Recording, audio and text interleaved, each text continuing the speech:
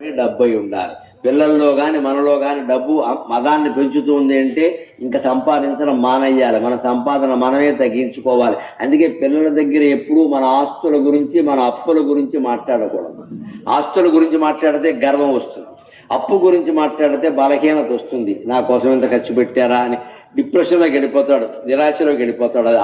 అలా వెళ్ళనేకూడదంటే పిల్లల దగ్గర అసలు ఆస్తుల గురించి అప్పుల గురించి మాట్లాడద్దు. మనకి ఎన్ని కోట్లున్నా పిల్లలకి చెప్పొద్దు. వాళ్ళు అడిగితే నాన్నగారు మనకి ఇంత పెద్ద కారు కొన్నారు అది ఇది అని అంటే ఏదో కొన్నావురా, అంత డబ్బు లేదమ్మా, అలా చేసి ఎలా చేసి కొన్నామని చెప్పాలి తప్ప మనకేం లోటు లేదురా అన్నామంటే వాడు అవినీతి పరుడు అయిపోతాడు.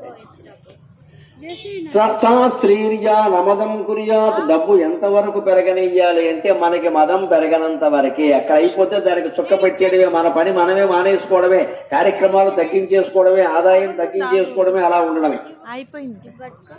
సుఖీ తృష్ణయోచితగా, సుఖంగా ఎవడుంటాడు లోకంలో? కోరిక లేనివాడు సుఖంగా ఉంటాడు. గమనించండి. అందుకే